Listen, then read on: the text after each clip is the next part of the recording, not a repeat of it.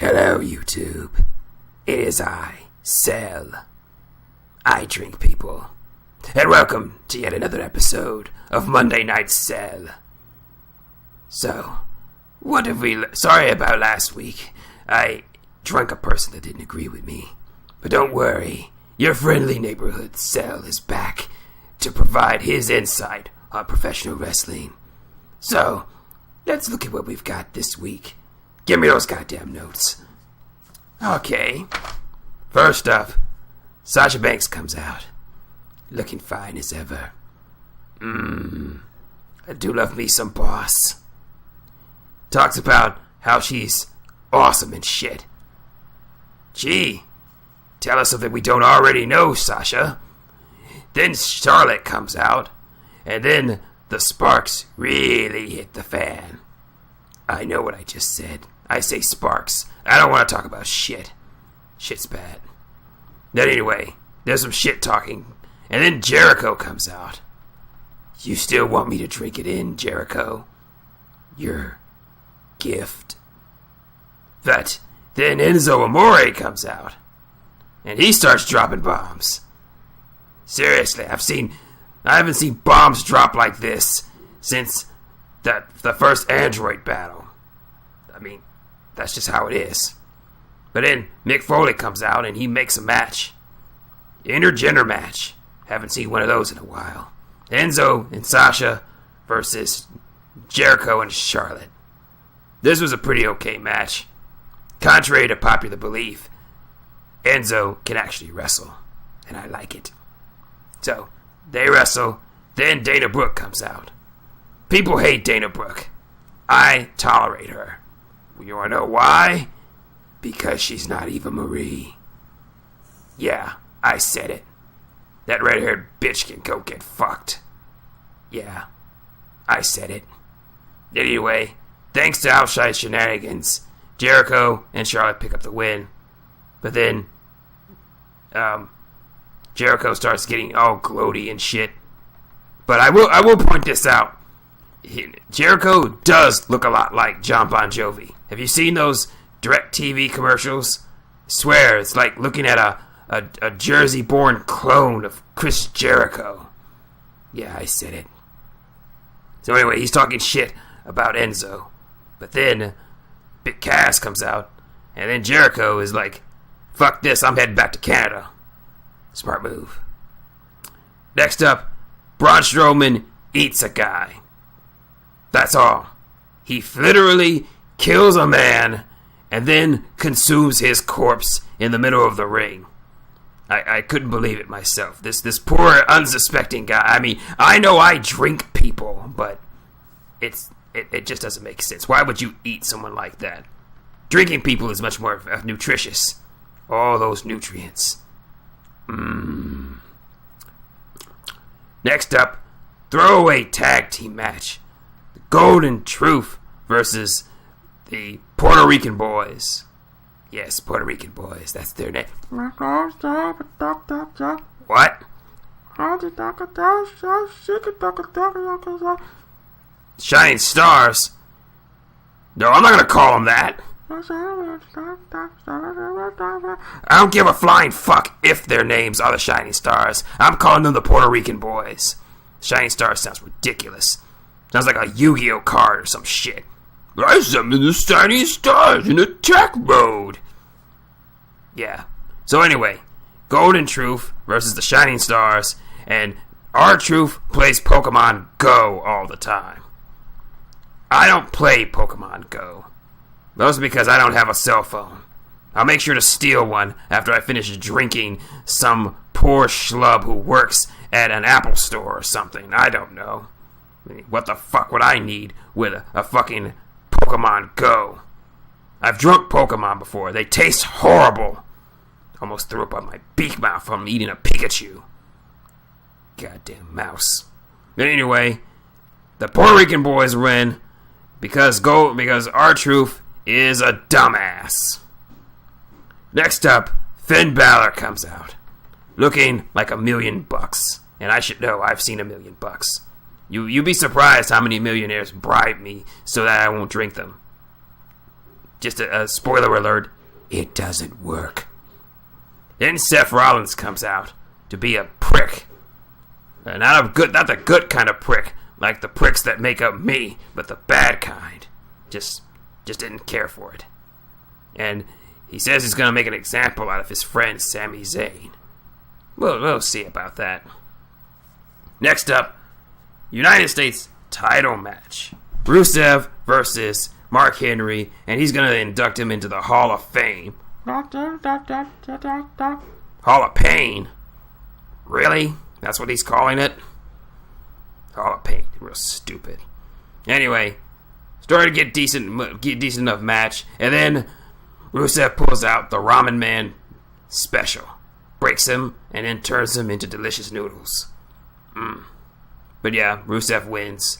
And Lana, dear God, Lana, if I had a penis right now, it would be fully erect. Unless you count my tail. My tail is very erect, but mostly because I want to drink you. But then, Rusev gets on the mic, talks about how there's no one in America who could beat him. Then Roman Reigns comes out. Well, you had a good run, Rusev. We all know how this is going to end. Because Roman Reigns has to look strong. Next up, battle of of just two random black guys, like Titus O'Neil versus Darren Young. I don't even understand why they put so important on this match. I mean, they're just two guys just been... What, they were in a tag team? Primetime players.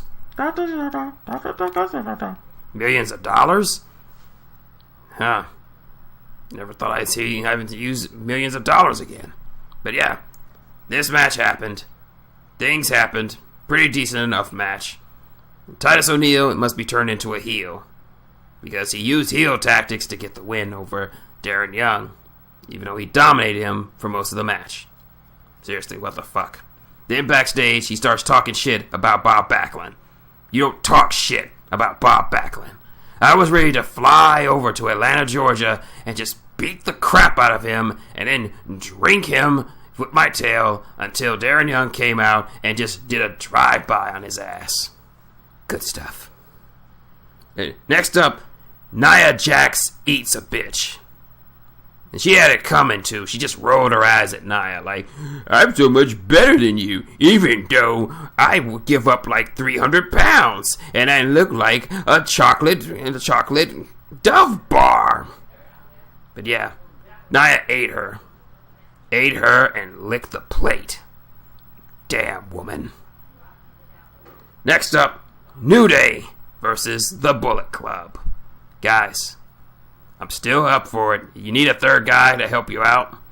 I'm up for it. They had one of the New Day had to sit out. The match was kind of short. I think somebody botched it. I don't know. That could be making botchamania.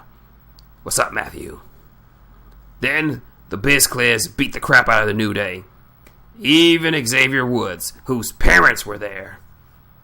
I'd feel pretty ashamed if Dr. Giroux watched me get my ass beat by Biz Clears, but then again, I want to beat on the Biz Clears. So, anyway. Moving on.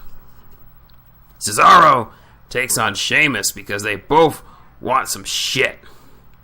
So, it's a pretty damn good match. I like Cesaro, and Sheamus is a pretty decent worker. Wait a minute. Even though... are we sure that Cesaro isn't like the stage name for Jason Statham? Fine, he's not Jason Statham. Okay, not Jason Statham versus Rocksteady from the new Ninja Turtles movie. Great match, and not Jason Statham wins it. I like it. Next up, we got the return. We got Heath Slater with some random guy that has never been on WWE TV before. No, seriously, what is this? That is his fucking name, Jinder Mahal. He sounds like a fucking Indian tourist attraction. Let's all go to the Jinder Mahal. So why is he in the ring with Heath? three-man band. That sounds simultaneously terrible and awesome at the same time. I'll need to look into this.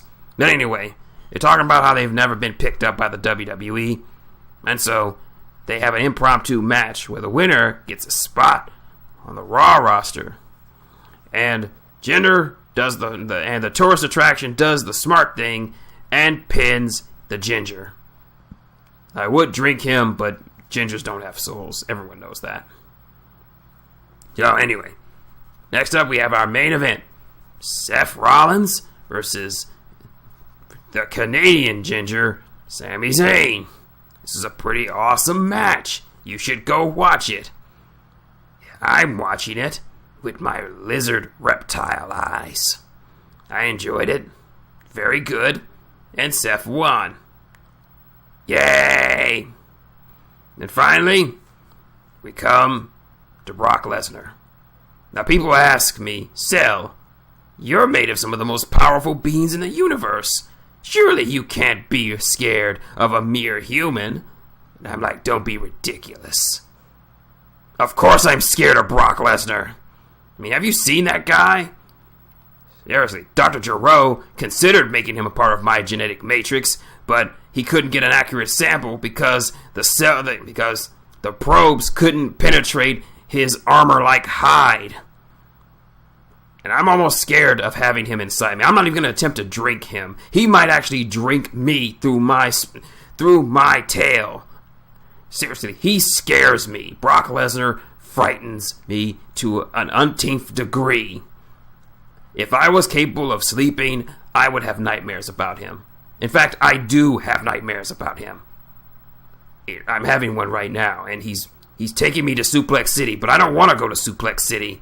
Suplex City sounds like a dark place filled with pain and suffering and suplexes. Because apparently that's what they produce in Suplex City, suplexes. But on the plus side, we had Paul Heyman on the mic. Paul Heyman sure knows how to make love to my ear holes. Yes, I have ear holes.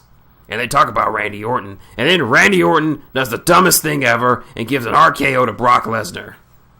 Now, Brock's still alive, and he's mad. We are all going to die. But yeah, that's Raw. It was average, pretty okay. Had some good stuff. Some stuff I liked, a lot of stuff I didn't like. And I'm still scared of Brock Lesnar. So anyway, if you like this crap, like, comment, and subscribe. I don't really give a crap what you do. If you want more, just leave a comment below saying so. I don't care. Just make, and if you give me a bad review or something, just remember, I know where you live, and I will drink you. So until next time, this has been Cell, and I still drink people. Please don't kill me, Brock Lesnar. I'm sorry. I didn't mean any of it. You're an awesome human being, and if possible, I will suck your dick with my big mouth. Just please